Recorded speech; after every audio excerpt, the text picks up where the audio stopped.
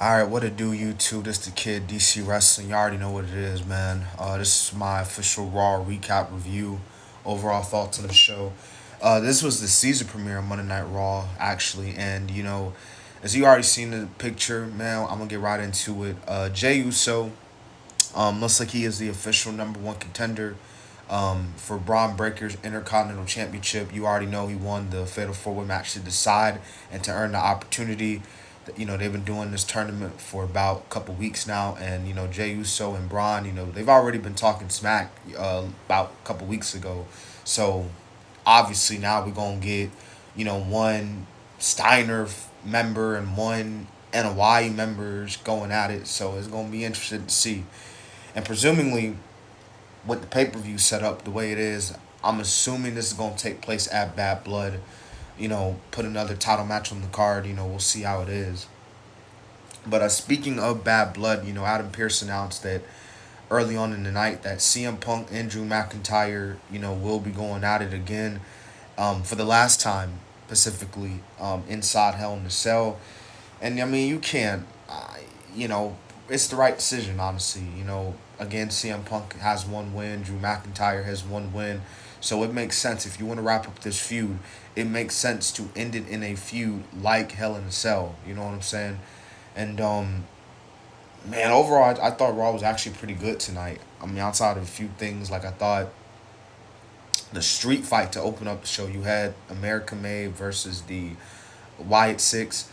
Man, that was just such a dope eight, I'm about to say six man, 8-man tag team match play. I don't know where Teddy Long was at tonight, but wherever he was, I know he was smiling ear to ear. I mean, I know I would. I mean, that was just some dope action all around the board. And it was commercial free too.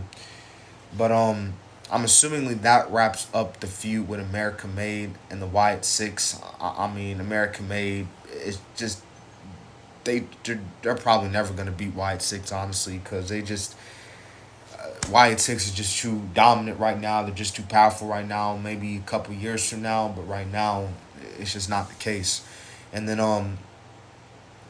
you had the stuff with the Judgment Day, obviously. The beat down, and Damian Priest came out to help Rhea Ripley, and then Jey Uso made the save. So now let's say we getting a little mini Jey Uso and Rhea Ripley storyline, which me personally, if you want to do this little Jey and Rhea Ripley little relationship, I mean, you can most likely do it down the line. I don't know about right now. I mean, with this bloodline stuff going on, and now you got Jey Uso going after Braun Breaker, I'd probably just keep Jey Uso and Rhea Ripley as allies right now. We don't need to see them locking lips next week, backstage on Monday Night Raw, by any means of the word.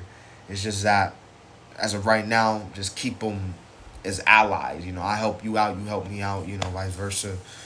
But Bret Hart came out, man. I ain't gonna hold you. This segment was funny as hell because this dude Gunther had the audacity to tell Bret Hart. I ain't gonna say word for word.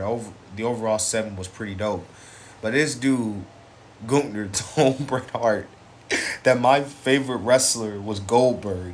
You number two, Goldberg being number one. And if you know, Goldberg is the reason why Bret Hart is no longer a professional wrestler, why he had to retire the way he had to retire all those years ago. So Sammy came out, they were in Canada, and it seems like we're going to get Sammy versus Gunther, I'm presumably so, at Bad Blood for the World Heavyweight Championship. And then Natalia made an appearance tonight, helping out Lava Valkyria and Zelina Vega take on the Pure Collective. So, I mean, overall, like I said, man, this overall Raw was pretty good for the most part. I mean, and obviously the build, Bad Blood continues. We get CM Punk next week. We still got SmackDown on the USA. And last thing I'm going to say this before I take my seat. They announced that Raw is going to be 2 hours for the rest of the time they're on the USA Network, starting the Monday after Bad Blood and all the way to the final show in December until they go to Netflix. WWE is going to be 2 hours. So I don't know if SmackDown's going to be 3. I don't know, but I guess we'll have to see.